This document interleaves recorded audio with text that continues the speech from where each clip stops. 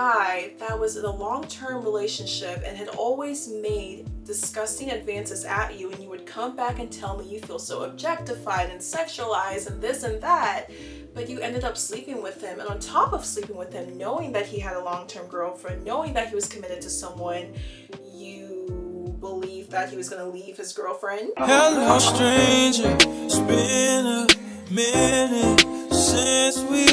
Hi guys, welcome and welcome back to my YouTube channel. If you're new here, my name is Lucia, and this will be part 3 of the story about how my friend of 6 years believed I paid a married man to date me.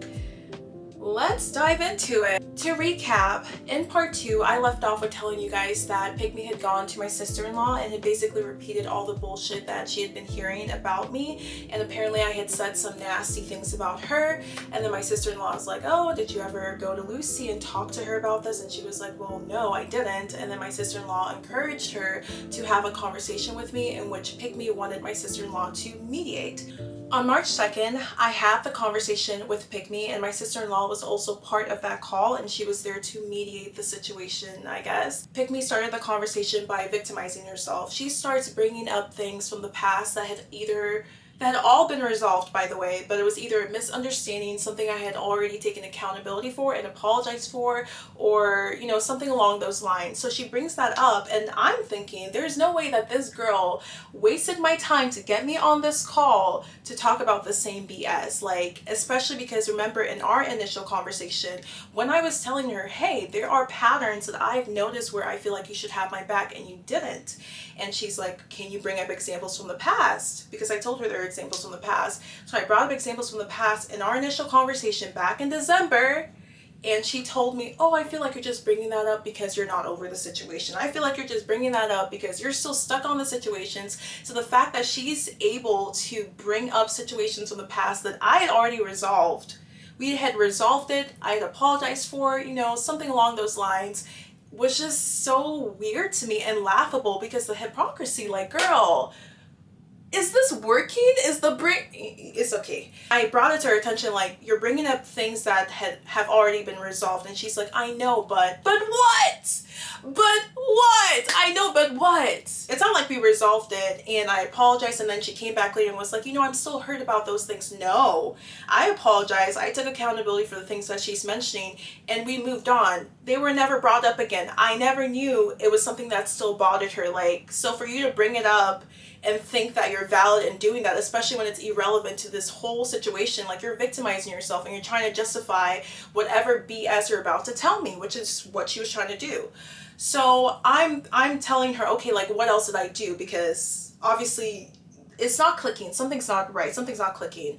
And she finally gets down to the nitty-gritty of why I'm on this call. So she begins a conversation now by telling me that apparently Delusional is married, and he had gone around and told people that not only did I know that he was married, I was okay with it, and on top of that, I had paid him to date me. Fine babe like me. Why on earth would I? And she tells me that on top of me, you know, being okay with him being married and apparently paying him to date me, I had also sent him money on Cash App to get Chick-fil-A. I sent him like $50 on Cash App to get Chick-fil-A, and I was like, I never did that. And she tells me, well, he showed me like the Cash App receipts. Hey Chineke, what type of nonsense is this? And mind you, this dude that I was talking to, Delusional, he was part of the UI UX design field. So getting Cash App receipts is nothing. It's nothing. It means nothing. And as she's saying that, there's other pieces that are coming together. And I'm starting to remember, okay, there was a time frame that this man had asked me for my username and stuff like that.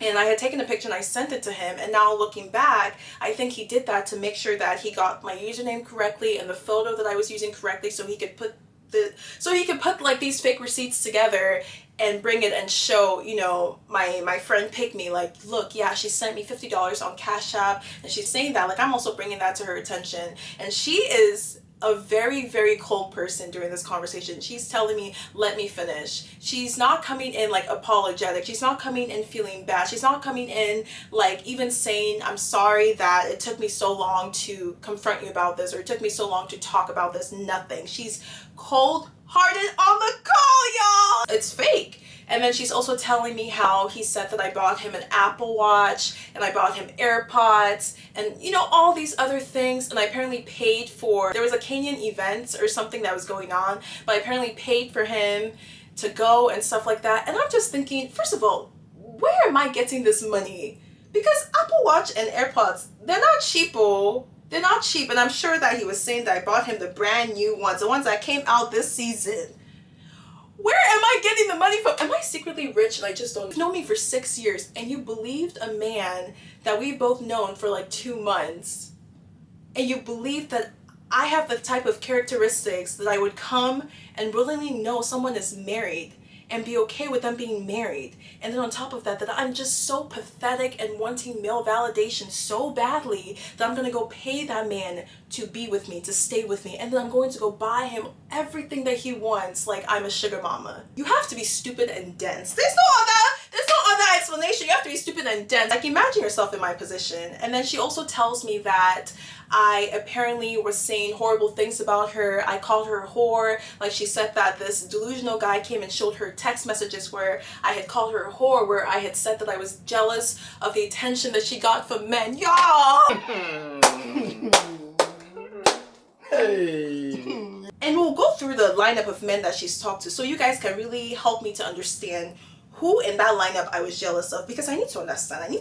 Maybe I miss a millionaire in that line or a billionaire that bought her island and house. She's telling me, yeah, he brought the text message receipts to her and showed her how I had called her a whore and I had said I was jealous of the attention she got from men. I'm just so jealous of her and just so over, you know, her. And so just like, I never said any of these things. Like, never said any of these things. And I'm also wondering, like, did you even confirm that the phone number was from me? Like, is he showing you like screenshots where he's changed the name to like a random person in his contact list? And the guy also has 2 phones, by the way. I think he had like a work phone maybe or something like that. And I'm also asking her, okay, like, who really all knows? Because she's telling me, yeah, the entire group knew. She told me that Brown, even though like he probably knew some of it, he wasn't really like part of it. So she did tell me that. And then she told me like my roommates knew, to the point that, you know, my roommate Spy. So I had 2 roommates, remember? Homie Hopper and Spy. Apparently, whenever I would come and I would open up to Spy, oh, I don't know what's going on with me and delusional. I feel like I've done everything right. Like, I've unlearned, you know, toxic things just to try and make it work. I feel like I've been there for him. We've talked like almost every day, and for him to treat me like this doesn't make sense. And she's like telling me, oh, you didn't do anything wrong. You're beautiful. You know, you don't deserve that treatment. Like, really, like being a girl's girl. But in actuality, she was going behind my back and running back to the group and telling them everything that I was saying. When I went to her and I told her, oh, Delusional came back after he had ghosted me and apologized, she went back and told them, you know, oh, she said that you came back and apologized to her and you said that your mom was in the hospital. So in this conversation, Pick Me is telling me like that situation. That's how I knew that she was telling the truth, because she had no way of knowing that information. So yeah, my roommate was a spy and would just go and, you know, tell them everything I was saying. And with that whole situation with him coming and telling me, oh, my mom is in the hospital, that's why, you know, I ignored her. But she said that Delusional called me crazy and was like, she's crazy. My mom was never in the hospital. I don't know what she's talking about, y'all. Don't pray for me, pray for her. I will say it again, pray for her, because for someone to be that dense. So she's telling me all of that, and I'm so shocked, because when I would go to my roommate Spy, she would pretend like she didn't know anything. She would pretend like this is the first time that she's hearing the situation. She never gave me a heads up. My other roommate, Homie Hopper, never gave me a heads up. So irrespective of like the parts that they actually played in this, they were still fake ass friends for just pretending. And then Pick Me, during the conversation, mind you, it's a lot of information that she is, you know, giving to me all at once, like mouth vomit. And since our initial conversation back in December, I'm having this conversation with her in March. She knew about all this bullshit for months and never ever came to me to tell me about what was going on, never confronted me, never wanted to hear the full truth. So keep that in mind. And then she starts to tell me how I forgot to mention that Delusional actually went back and deleted a lot of our conversations and only left the conversations that supported his narrative, such as the time that I had asked him what he wanted for his birthday and he had sent me like a birthday list. So he left stuff like that because it looks like, you know, I'm his sugar mama and I'm just buying him all these things and it supports the narrative.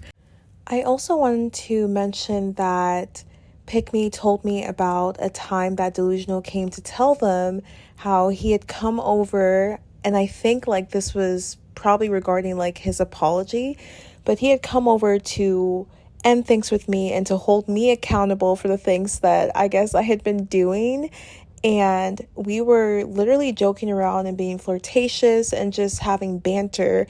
And I had said something along the lines of, oh, no one's going to believe you. Like joking around, having banter. And I don't even know what the situation was about. But he told me, oh, you should go ahead and repeat that. And he recorded me like saying that. So he took like that small clip, like literally less than 10 seconds of me saying, oh, no one's going to believe you, took it to this group and told them that he came over to end things with me and to hold me accountable.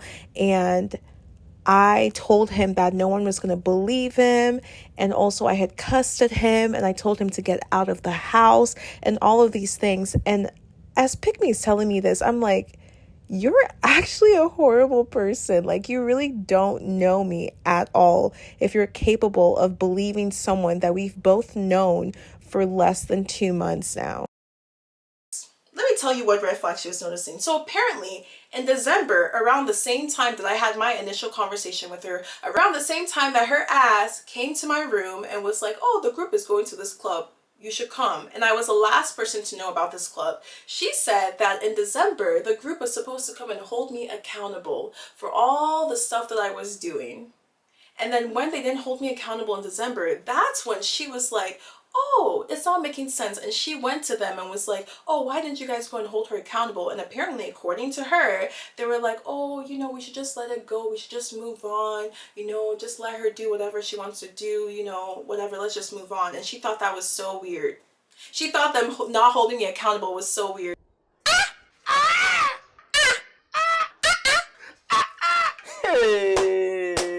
Mind you, y'all, come closer, because I need you to really understand the level of stupidity and the BS I really dealt with. Mind you, this girl would always come to me and tell me, oh, I feel like this group has inside jokes about me.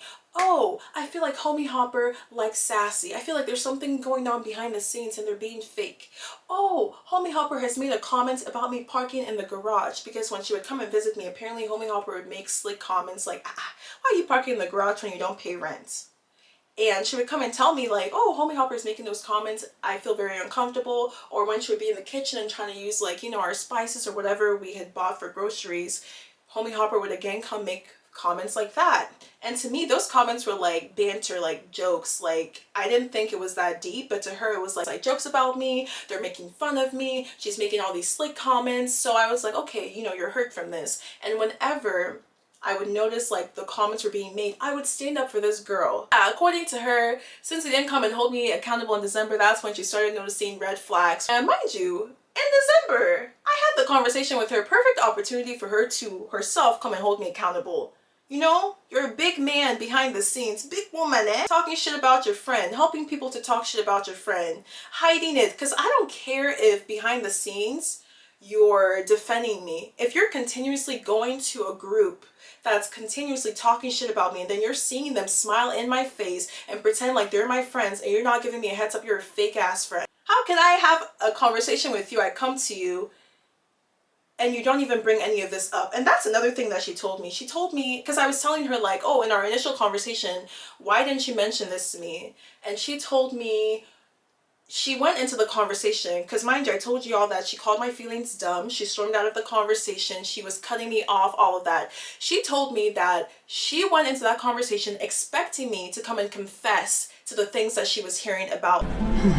Hey, God. And that when I didn't confess to all this bullshit, pretty much, that's when she was getting angry. That's why she stormed out. That's why she was cutting me off and calling my feelings dumb and all that stuff. And I'm just so flabbergasted doing this call because, like, again, she's displaying herself as a very, very cold person. She's not apologetic. She's not saying, like, I'm really sorry, you know, how I treated you. I'm really sorry I went months without giving you a heads up. I'm really sorry about not having this conversation with you. She's not saying that. She's just telling me things as, like, more of, like, a matter of fact, not like, I'm really sorry I didn't come to you sooner. She's not apologetic. I want y'all to know that she's very cold in this call. I do not recognize this girl. All the 6 years that I have known her, I don't recognize who was on this call with me. It was like a complete stranger, honestly. And mind you, throughout the calls, I'm hearing more of this and I'm realizing, like, wow, this is someone that I really thought was my sister. Like, this was my best friend. I'm breaking down in the call because I'm not going to sit here and be like, oh yeah, I was, you know, a tough girl. No, like, this hurt me severely. I'm breaking down, like, ugly crying, y'all, ugly. And she's still so cold. She's not saying sorry. She's not apologizing. She's not feeling any amount of empathy towards me, even though she has said, I noticed the red flags. Even though at this point she knew that Sassy and Homie Hopper were now dating. And I brought that to her attention. I was like, do you know that these people are dating? Like, does it not make sense that they had a whole agenda and they had a vendetta against me and they used you to pretty much get to me, and now that they've succeeded in that, they're just happily together? Like, does that not cross your mind? She's like, yeah, I know, but what? Remain the victim, bring up irrelevant things. And let me tell you some examples of those irrelevant things, because I don't want you people to think that when I say irrelevant things in situation, I'm making it up. This girl brought up things like, oh, there was a time in, like, December, whatever, November, I don't know. But there was a time that I was talking to Delusional at this point, right? And she had wanted boba. She wanted to go get boba. So she would drop hints about wanting to get boba. Like, oh, boba sounds so good today. Man, that boba will hit right now. Like, hints like that. And apparently, I didn't go get boba with her, so she was upset with me. A grown woman, oh, don't think that this is a 5-year-old. 20-something just telling me, you know, all the BS that's been happening behind the scenes. They were supposed to come and hold me accountable in December. Do you guys know what we were doing in December? We were at the club singing Shayo in December. No one came to hold me accountable. Maybe next month. Maybe it's that December that's coming next month that I'll be held. And that's when she was like, something must be fishy here, but she still doesn't come to me. She still doesn't come to me. She waits months and months, goes and changes her phone number, and then goes to my sister-in-law to go repeat the same bullshit that she's now realizing, oh, there's some red flags, there's some holes. But she still feels, you know, makes no sense to me. Like, how wicked and stupid do you have to be? Hey! Patience Ozoko? Well, you're not Patience Ozoko's daughter. Hey! You stop me and I will slap you again if you say one more word, just one thing. I also remember asking her, why did you believe all of this? And she's telling me, oh, I believed it because you didn't talk to me for those few days. If I say you don't get fever, oh. Mind you, she's talking about the same few days that I came back and I had a conversation with her, and I started that conversation apologizing to her for not talking to her for those few days. And that's what she's clinging to, that, oh, I believed all of this crazy stuff about you and I held this in for so long because you didn't talk to me for a few days back in December, and now in March I'm telling you all this bullshit about you. Can someone in the comment section come and make this make sense? Because it will never make sense to me. It's not adding up. When 1 + 1 is 2, I don't know it's not adding up. Just know that whole thing is not adding up. It will never add up. He was like telling me, you know, more details about the situation, telling me that everyone in the group knows about it. On top of everyone knowing about it, pretty much like the whole African community in Wichita knows about it or has heard about the situation to some extent. And then on top of that, even the people outside of Wichita, like there's people in Texas that have ties with, you know, people in Wichita, they also know about it. So I'm properly breaking down on this call. I think I'm almost having a panic attack, because how can you tell me you're someone that I really thought was my sister, you're someone that I thought was going to be in my life until the day I die, and you're telling me that you did all these things to me, you knew about all this shit about me happening to me, to the point that people in Texas know about it before I do, and you don't even feel a sense of any urgency or remorse on this call. You don't even feel any sort of responsibility. You can't even apologize to me. And then she's also telling me, because I told you she was trying to play the victim, she's telling me, oh, you don't know what I went through, you don't know what they were showing me, you know, poor me, you don't know what the group was showing me and telling me. And I'm just like, what? But at this stage, I think I was almost numb on this call, and it was so difficult to swallow the pill that, wow, like, my sister really betrayed me. Like, my best friend really betrayed me. Like, she stabbed me in the back, but she made me feel like I was overreacting and I was delusional, and I didn't know what I was talking about, and she was the one who was the victim, and why am I not confessing to her? And now looking back, with her even getting my sister-in-law on this call because she knew that the shit she was about to tell me was like a bombshell, a drop. And I feel like she wanted my sister-in-law there to just like make things better for her. She knew what she had done. I also want you guys to know that while I was breaking down in this call, you know, hearing all these things about me, and probably things that I will never even know, because she's coming to me and painting herself as a victim. She's not really telling me, you know, what she had said about me. She's not telling me what she had done. Stuff like that. It's always like, oh, I was just innocently in these rooms with people talking shit about you.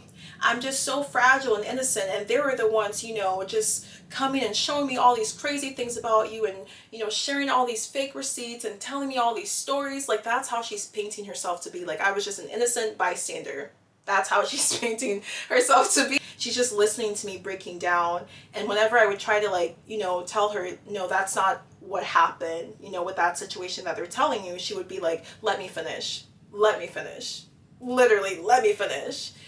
And I remember like apologizing to her, and I know y'all are going to be like, what? Me too. I'm like, what? But I apologized to her that because even though what she had done had hurt me, I had enough emotional maturity to understand that to a certain extent, she was shown fake receipts, fake text messages where her supposed friend of 6 years was suddenly calling her a whore and saying that she was jealous of her and all these, you know, awful things. So to some extent, I could understand that these people had manipulated her as well. And I have enough emotional maturity for the both of us, because you have none apparently, to feel sorry for you and to be empathetic towards you, even if I'm breaking down and ugly crying on this call. And towards the end of the call, my sister-in-law had asked us, okay, like, where does your friendship go from here? And I remember my sister-in-law had told her also, like, I feel like Lucy has always called out the fakeness in this group and has always told you, you know, be careful. You're saying that these people have inside jokes about you. You're saying that you feel like Homie Hopper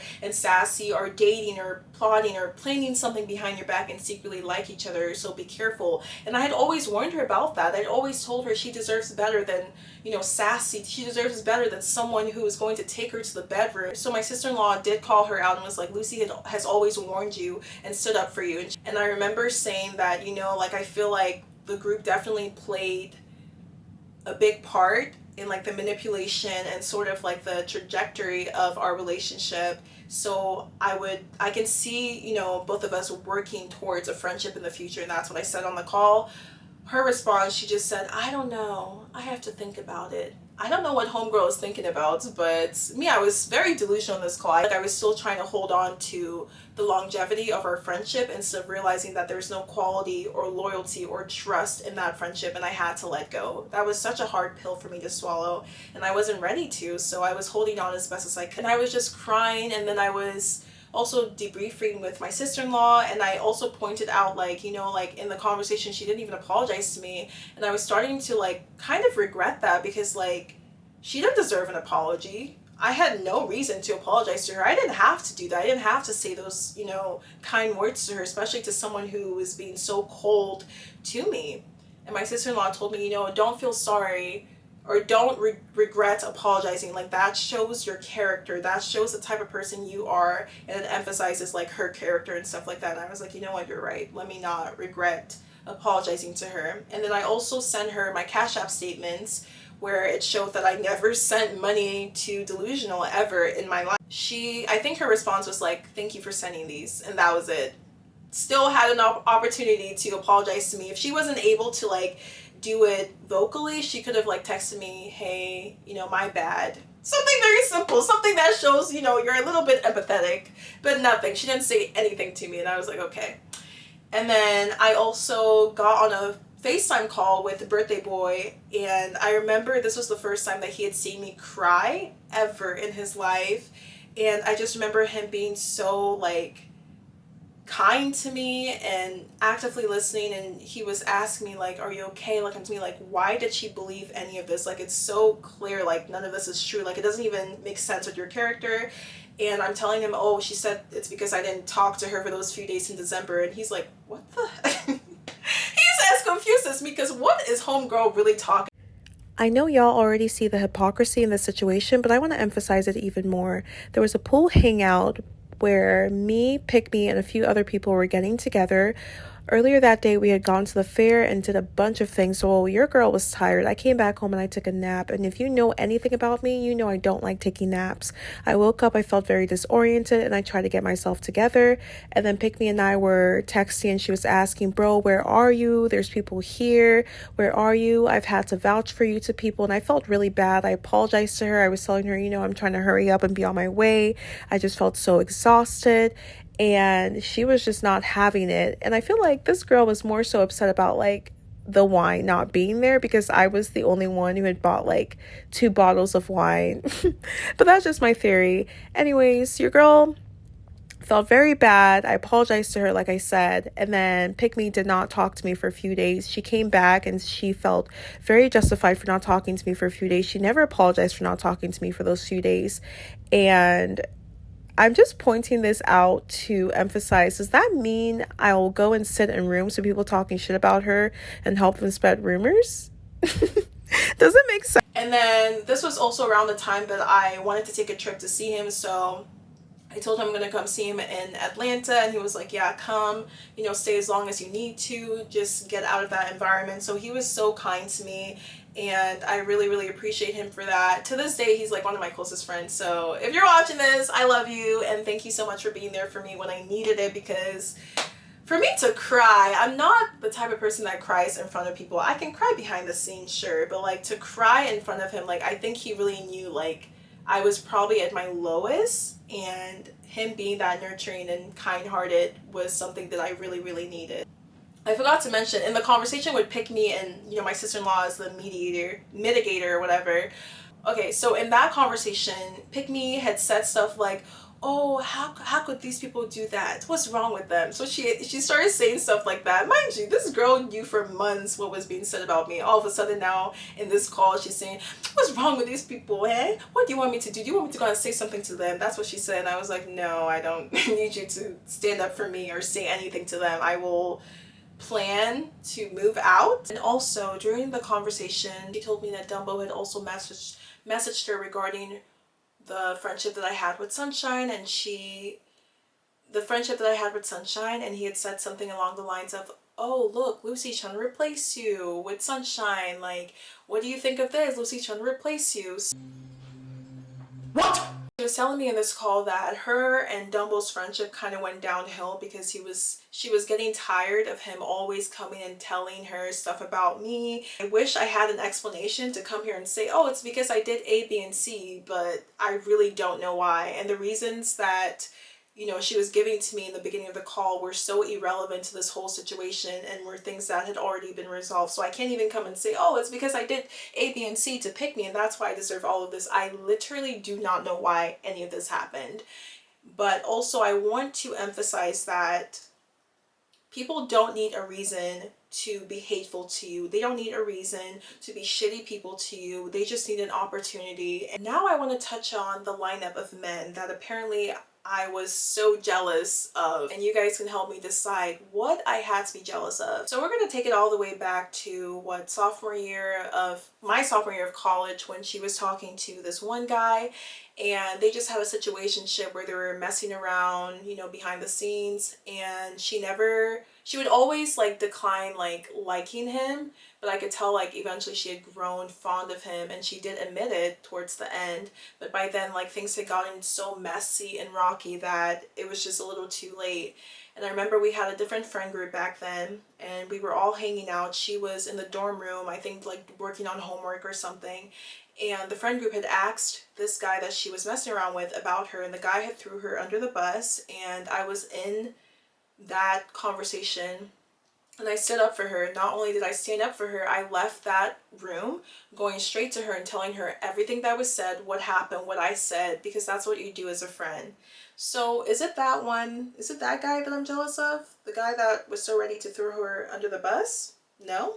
Okay, so maybe it's this light-skinned guy that she starts talking to. But she's talking to this dude and she realized, you know what, I don't really like this dude like that. I feel like I have to end things. He has some characteristics that I don't really like. So she ended up like ending things with him, and the guy went behind her back and was telling people how apparently she was easy. He was telling people how, you know, all the things that they had done together, and he was also portraying this story that he was the one who ended things with her and just spreading so many rumors about her and bad-mouthing her. Is it that guy that I'm jealous of? No? Not the light skin that was spreading rumors about you? No? Okay. So maybe it's the guy that she allowed to fly her out to New Jersey, and then when she got there, first she's told me that she was going there specifically as friends. So when she got there, she realized that the guy was not very hygienic, and she did something that really pissed him off, where she had taken a picture of her toothbrush and the guy found out, and then there was this whole thing where she tried to go to her friend, to the guy's friend, and, you know, let them know like, hey, your friend needs some help with his hygiene and stuff like that, and they agreed with her, but then they threw her under the bus, and now the guy had all his big friend group in New Jersey hating on her. Is it that guy that I'm jealous of? No. Okay, so maybe it's the guy in Texas that had the same name as Sassy that pretty much love bombed her and kept basically not respecting the boundaries that she would set. Is it that guy? The love bomb? No. Is it the guy that was in a long-term relationship and had always made disgusting advances at you, and you would come back and tell me you feel so objectified and sexualized and this and that, but you ended up sleeping with him, and on top of sleeping with him, knowing that he had a long-term girlfriend, knowing that he was committed to someone, you believed that he was going to leave his girlfriend for you because that's what he told you, a bunch of sweet nothings, and you were so hesitant coming and telling me this story because you knew I was the type of person that I was not going to stand for that, and I did not stand for that. I told you what you did was wrong, and I told you that I had a bad feeling about the whole situation, right? Is it the long term? Is it the boyfriend that you slept with? Someone's boyfriend? Is it that guy? I was jealous of someone's boyfriend that you slept with, and you really believe that they were gonna break up with their girlfriend for you? No, not that guy. Okay. Is it the fiance that you messed around with, knowing that he was engaged to someone, and then I think he wanted to be with you as well, and then it just didn't work out because, again, he's a fiance to someone else, and now he's married to that individual? Is it that guy? Is it the fiance that I'm jealous of?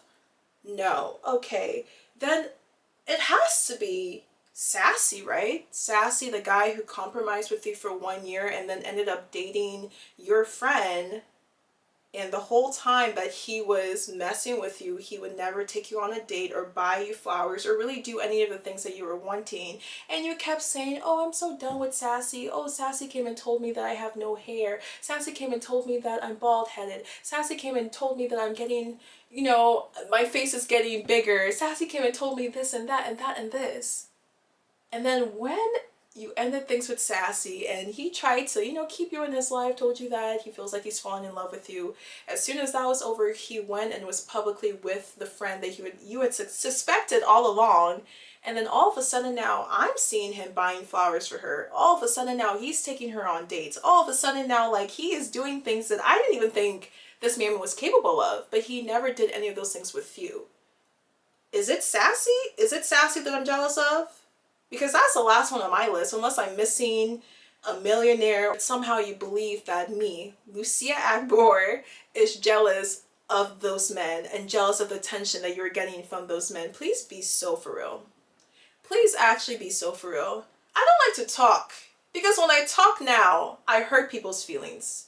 Because why are you behind the scenes trying to discredit my character and lie on my name? Why are you behind the scenes trying to paint me as this person that I'm not, when in reality you're the type of person that you're sleeping with people's boyfriend, you're the type of person that you're messing around with someone's fiance, and you want to come and tell me that I'm jealous of the attention you get from men? Please be actually so for real. And when you're done being so for real, go and be so much for real. Let's let's fast forward to the time that I went to a wedding with my friend Sunshine, and then Dumbo had texted me. The idiot is back. Come inside, idiot. And he texted me regarding, I think, the conversation that Brown had ended up having with like the group about like this whole situation, because he had told me like, I'm gonna have a conversation with the group, all that stuff, because I don't think, you know, some of the things they're doing is right. But mind you, Brown never mentioned to me any of the BS he had heard about me. He never mentioned any of the rumors that he had heard about me. So I didn't even really trust him at this point, because like, you knew about these things and you didn't bring them to my attention. You brought everything else under the sun, but you didn't bring this to my attention. So anyways, Dumbo was texting me and he's asking me, oh, did you ever tell Brown that you never liked me? And as a disclaimer, back in the day, like I knew that Dumbo had a crush on me because other people came and told me about it. And he never came and told me about it. And I'm so happy that he didn't, because I didn't feel the same way and I valued like our friendship. And so that's what he's talking about, like, oh, did you, ever tell, Brown that you never liked me? And yes, I did. I never liked you as, a boyfriend. I never liked you romantically. I feel like you know the answer.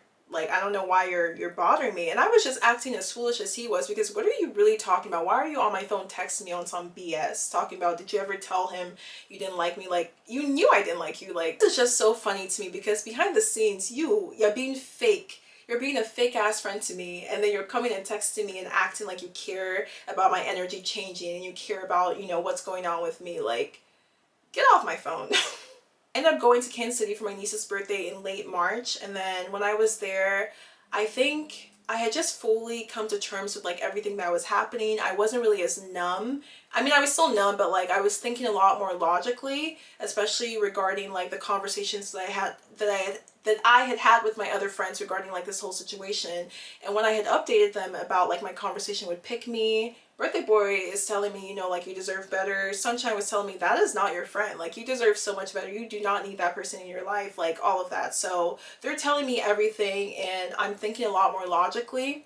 Here in Kansas City in March, my sister-in-law, I think she just really understood that I was kind of at my lowest point. And she was encouraging me to like move out, like you have to move out, think about your mental health, like all that stuff. So I ended up like sending my 30 days notice to my landlord. We had a conversation about it where I just made it clear, like, I don't want to renew my lease or like stay in this house anymore. And he was like, okay, that's fine. And then also I had like unfriended and like blocked like the entire group as well when I was down here, but I didn't unfollow and block Pick Me yet. And I feel like I just wasn't fully ready to let go. I still had like our pictures on my phone, but I just wasn't fully ready to let go, because that was the most painful thing to just come to terms with. I knew the truth. I knew that she was not a real friend to me. I knew that it was just so difficult for me to like unfollow her and like block her at that point. Driving back to Wichita, right? This is like the 1st or 2nd of the month. I had already sent a message in my group chat with Homie Hopper and Spy that I'm moving out, and I'm driving back to Wichita, and Homie Hopper responds with, oh, before you move out, make sure you give me the $2,000 that you owe me. Hey, hold it there. As a disclaimer, so you guys can understand how ridiculous this situation is. Not only is she telling me about this money that I apparently owe her a whole year later, she never told me that this was a loan. She never told me that I had to pay her that money back. And this is regarding like the time frame that I had lost my job and I wasn't really able to pay rent as efficiently as I wanted to. So there was a point where she had come in my room, we had a conversation, she was telling me, hey, like, just focus on getting interviews, focus on applying for jobs, I will handle the rent. She never opened her mouth and was like, when you get back on your feet, you can pay me the money for the rent. She never said that to me. That was never something that was clear, nothing. Otherwise, I would have known and I would have paid her back, But I didn't know that she wanted me to pay her back because she never said it. So she handled the rent, right? Mind you, I feel bad about her, paying the rent. Our rent is $1,600. She was paying $1,000. And it's because she had the master bedroom and the master bathroom, the master closet and all that stuff. And she made a lot more money than I did. And on top of that, I had like a smaller room, all that stuff. So I was paying $600, and then I paid our internet bill, which was $150. So I was paying $750, and she was paying the $1,000. So I felt so bad that she had to handle like this rent for, you know, those months that I didn't have a job.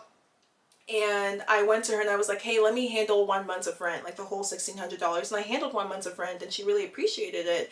And then there was a time that she was going to Cameroon with her sister, and she came to me and she was like, hey, I've spent so much money trying to go to Cameroon and I've bought like my family all these things. Can you handle the rent while I'm gone? So again, I handled the rent while she was gone. Does that mean I'm going to come back to her years later and tell her, oh, pay me, you know, the money I paid for the rent for that 1 month I came to you. Pay me the money I paid for the rent when you went to Cameroon. It doesn't make sense. On top of covering the rent while they left to Cameroon, I was also on the phone with Turkish Airlines because there was an issue with her sister's ticket. And I was on the phone with Turkish Airlines for hours, and this was like a day's worth of like work and being on the phone and having to call back and follow up and make sure that everything was okay, because the details kept changing and they didn't know if her sister was going to be able to come back with no like, you know, issue and stuff like that. I was the one who was doing that. I was the one who covered the rent. Why the hell would I come back to her a year later and tell her like, pay me the money that I used to cover that rent, when I, one, never told her that she had to pay me back, and two, that's just like really petty and childish. Like, and I remember texting her and I was like, okay, first, you never told me it was a loan. Bring an affidavit. Let's go to court. Because if you want to be mad, I'm trying to maintain my composure. And then I remember I had also updated the landlord and just reminded him like, hey, please make sure to change the lease agreement because I am moving out. And this is actually a really funny situation. I think she was in a hurry to go and talk more shit about me, that she screenshotted like me sending that message out. And then I saw that she had changed my name to Weirdo, you know, despite being the one who wanted her friend's bands and lying about it, and then hopping from the one guy that she claimed she never liked to his roommate and friend. That's besides the point, but she changed my name to Weirdo. I'm the weirdo to her. And, you know, she went and she was sending what I had said to like the group chat that she was in. And I remember like calling her out on it. And I was like, hey, you know, I think you sent this to the wrong group chat. And she was like, I'm not even gonna start with you. Eventually ended up like moving out. Like I sold like majority of my things on Facebook Market. I gave some away. I threw the ones that, you know, I didn't need to take with me. And, you know, I left like the keys and all that stuff on the, I think we had like a middle island that had like the sink and stuff like that, and I left that on there. And I remember, I think Homie Hopper had like messaged like, oh, before you move out or something. Oh, no, okay, so when I moved out, I had messaged that group chat and I was like, I pretty much know everything that's been going on, or at least I know to a certain extent, and y'all are some fake ass people. Like, you had no reason to treat me like this. Like, I did nothing to you, because if I had done something to you, I would be hearing about the things I had done. I wouldn't be hearing lies about me. I wouldn't be hearing lies about my character. I wouldn't be hearing like bullshit. I would be hearing the things that I had done if I had really done something. You know what I mean? So I had called them out, and then she kind of ate me up a little bit. She was like, oh, make sure you leave like the garage key in your house or something like that before you move out. She kind of ate, but she's still a fake ass person. So I remember also having a conversation with our mutual friend at the time, and we're going to call him, I don't know, we're going to call him Volleyball because he's not really relevant to the story. But I'm talking to Volleyball on Snapchat, telling me, wow, I didn't think that the situation was this bad for you to like move out. And I was like, yeah, it was really bad. Like, I didn't feel happy being in that environment or safe or anything like that. Like, I needed to move out, and we're talking about that. And he starts telling me, you know, like, I've heard some things, like her part, and some things about like what's been going on, but like I genuinely did not think it was this bad. And then I'm asking him like, oh, what have you heard? And that's when he's also telling me like how Homie Hopper felt like I took Pick Me's side. Like, that was what Homie Hopper said about me. And I'm just like, I didn't take any sides. I took the truth. And the truth was, you wanted a man that you knew your friend was seeing, you encouraged your friend to go see throughout the entire year, and you refused that you liked that man. And then 1 month later, after that man had confessed to your friend, like, oh, I feel like I'm in love with you, you suddenly are popping out with him, but you had been hiding him and sneaking around with him for God knows how long. Really, God knows how long. but you've been sneaking around with him and all that stuff, and now all of a sudden you guys are dating. All of a sudden you guys have a relationship or whatever is going on.